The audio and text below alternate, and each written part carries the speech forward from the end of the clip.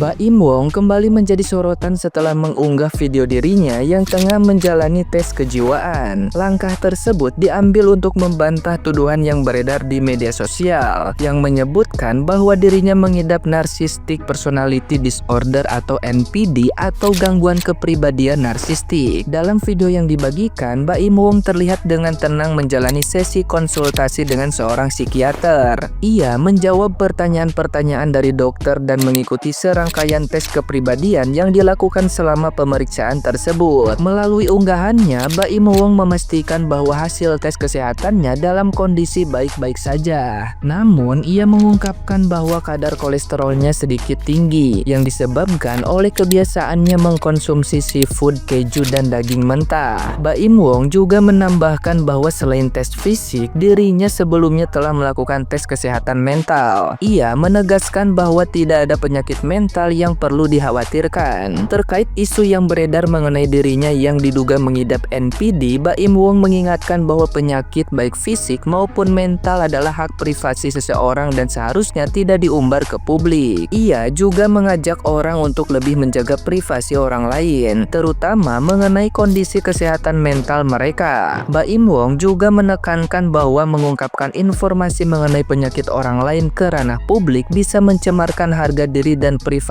orang tersebut. Menurutnya, lebih baik menjaga martabat orang lain daripada berfokus pada apa yang mungkin menjadi kelemahan mereka.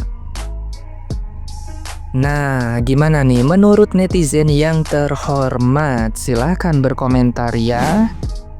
Teman-teman, udah nonton kan video ini? Baim menunjukkan hasil tesnya bahwa dia bukan NPD. Aku kok secara pribadi rada-rada gimana gitu aneh. Aku NPD survivor yang sudah teredukasi, bukannya aku merasa pinter nih teman-teman. Ini sih logika aku aja ya. Memang hanya psikiater dan korbannya yang bisa tahu apakah orang tersebut NPD atau bukan. Ketika kita punya masalah, datang ke psikiater, itu gak bisa hanya satu kali tatap muka, psikiater itu langsung bisa memberikan diagnosis kepada kita.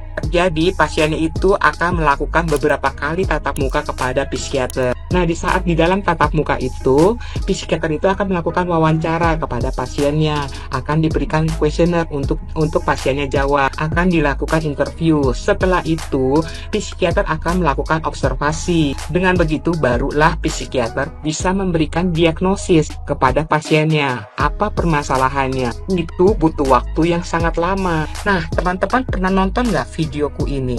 Ini Mbak Soya, seorang psikolog, pernah mempunyai pasangan yang bermental NPD. Nah, Mbak Soya ini seorang psikolog pada saat pertama kali bertemu dengan pasangannya yang memiliki mental NPD. Itu Mbak Soya juga nggak bisa tahu bahwa pasangannya ini memiliki mental NPD. Seiring berjalannya waktu, barulah Mbak Soya menyadari bahwa pasangannya ini mempunyai mental NPD. Nah, ini Baim hanya satu kali datang ke rumah sakit yang di Malaysia langsung bisa mendapatkan surat menyatakan bahwa dia bukan NPD. Kok seperti kayak ambil darah di lab ya, langsung bisa mendapatkan hasil. Apa iya di rumah sakit Malaysia itu tes kejiwaannya melalui AI atau robot? Bagaimana menurut kalian? Terserah kalian pilih Paula atau Baim. Tapi kalau kalian seorang empat, tahu siapa pelakunya. Ciri-cirinya pertama yang harus kita selidiki adalah histori kedua belah pihak. Siapa yang paling singkat hubungannya dengan para mantan, satu indikasi. Yang kedua, yang perlu kalian ingat kembali adalah pola mengkerdilkan pasangannya di depan publik. Kalian bisa lihat jejak digital. Siapa yang paling sering membuli baik secara verbal maupun fisik ya. Yang ketiga, kalian harus lihat ya bagaimana hubungan tersebut dan fitnahan tersebut apakah konkret ya. Yang keempat, menurut aku nih ya, kedua belah pihak siapa yang paling tersakiti, siapa yang memberikan gambaran-gambaran bahwa dialah yang benar, ulah si pelaku. Kenapa? Karena gini, seorang korban ketika dia mengalami sebuah masalah, mereka itu ada jeda waktu untuk berpikir, merenungi, Bahkan ketika memang harus terjadi perceraian, orang normal ada fase di mana dia berubah karakternya menjadi menyendiri. Bukan ceria kayak seorang Baim. Orang normal sekalipun dia diselingkuhin, dia tetap mengurung diri. Jangan lupa itu. Bukan langsung show off, apalagi tiba-tiba aku nggak NPD karena aku sudah pernah berobat. Mohon maaf nih ya, korban NPD atau orang-orang yang merasa terzolimi atau disakitin itu tidak sekali doang ceknya ya.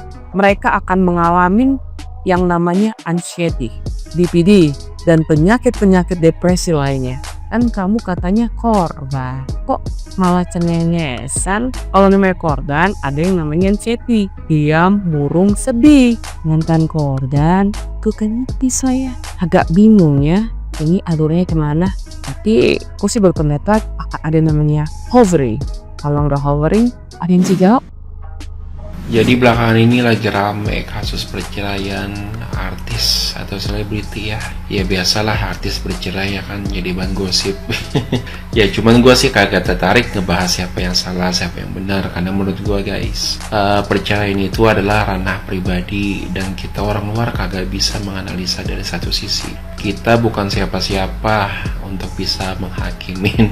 Cuman yang paling bikin gue miris ya, munculnya sebuah stigma. Ada dugaan salah satu dari pasangan adalah ODA atau orang dalam HIV dan AIDS. Lalu banyak yang langsung memberikan kesimpulan anaknya pasti ODA, pasangan yang satunya pasti ODA. Kalian tahu nggak sih, stigma kayak gitu bisa ngehancurin mental seseorang. Seakan-akan ODA nggak layak punya keluarga, seakan-akan ODA nggak bisa hidup normal, seakan-akan ODA nggak boleh bahagia. Padahal ya, ODA yang minum ARV rutin bisa hidup sehat, bekerja, menikah, dan punya anak yang negatif HIV. Dan ini bukan omong kosong guys, ini data medis dan kenyataan sosial yang sudah terbukti. Fakta di lapangan menunjukkan kalau banyak banget orang yang takut diperiksa HIV karena takut dikucilkan. Bukan karena takut virusnya, tapi takut karena omongan dan tatapan kita semua. Padahal pemerintah udah menyediakan pengobatan secara gratis. Tapi stigma dari masyarakat itulah yang membuat ODA merasa sendirian. Nah, menjadi ODA bukanlah akhir dari segalanya guys. Mereka berhak dicintai kok. Mereka berhak dihargai dan mereka berhak dipercaya. Sama seperti kamu, saya, dan semua orang. Jadi kalau kamu nggak paham tentang HIV, jangan langsung menilai ya. Jangan sebar stigma yang bisa menghancurkan hidup seseorang. Edukasi dulu baru komentar. Karena di balik status ODA ada manusia yang sama seperti kita. Saya baru aja lihat di FYP saya itu ada artis yang sedang bercerai lah pokoknya. Itu termasuk daripada penyakit kalau kalian tuh ikut-ikutan nonton sebenarnya. Nah, sejauh FYP yang saya scroll itu menyalahkan suaminya. Pokoknya suaminya yang salah, Masya Allah. Pokoknya bla bla bla bla. Akhirnya baru-baru tadi itu ada orang ngirim video rekaman dan minta pendapat saya. Ternyata selama ini adalah yang salah itu adalah istrinya, karena ada potongan rekaman suaminya ini intinya udah ngegapin dan udah tahu isi chatnya, kemudian di-share. Nah, pertanyaannya dia bilang, saya udah terlanjur ngehujat. Bukan masalah terlanjur ngehujat, Anda nggak ngerti apa-apa, tiba-tiba suka ngehujat, nggak tahu masalahnya, tiba-tiba aku tim istri, aku tim suami. Nggak usah. Anda tuh udah termasuk berdosa, berbuat jahat kepada saudara kita yang muslim, menghibah saudara kita yang muslim. Bahkan mungkin kalian ibu-ibu nih rata-rata ngomongin di tongkrongannya atau ngomongin di bapak-bapak sayur di pagi hari. Maka gimana? Oke, sekarang kalian salah, udah fix kalian bersalah karena kalian menghujat, mau ikut-ikutan, kalian nggak tahu dapurnya orang, tiba-tiba sok-sok tahu dapurnya orang.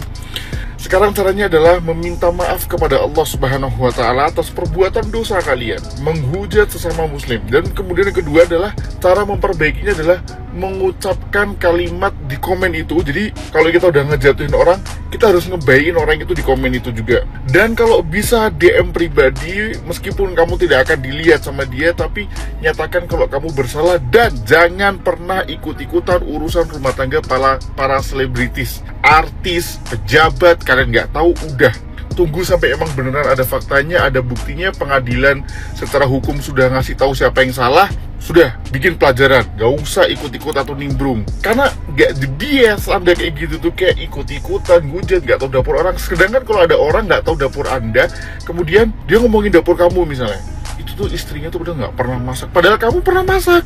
Itu tuh istrinya kurang kasih sayang. Tahu apa mereka tentang dapur kamu, dan tahu apa kamu atas dapur mereka. Tobat, udahlah. Penyakit hati kalau kita kurang-kurangin nonton gosip, lambe turah, dan kurang-kurangin. Itu penyakit hati dan membuat kita yang harusnya nggak adanya ada dan tidak adanya ada itu tidak menambah status hubungan mereka. Jadi udah stop, sudah nggak usah ikut-ikutan lagi ya. Selebritis, riba, lambe turah, dan lain sebagainya. Hilangin penyakit-penyakit. Karena apa? Itu bisa nular ke suami kita, bisa nular ke istri kita, suudzon kita ke sama pasangan kita. Kamu kayaknya sama kayak artis itu. No, sudah ya, sudah. Semoga bermanfaat. Ikutin cara tadi. Minta maaf sama Allah, minta maaf sama orangnya, komen di tempat yang kamu komen buruk. Barakallahu fikum.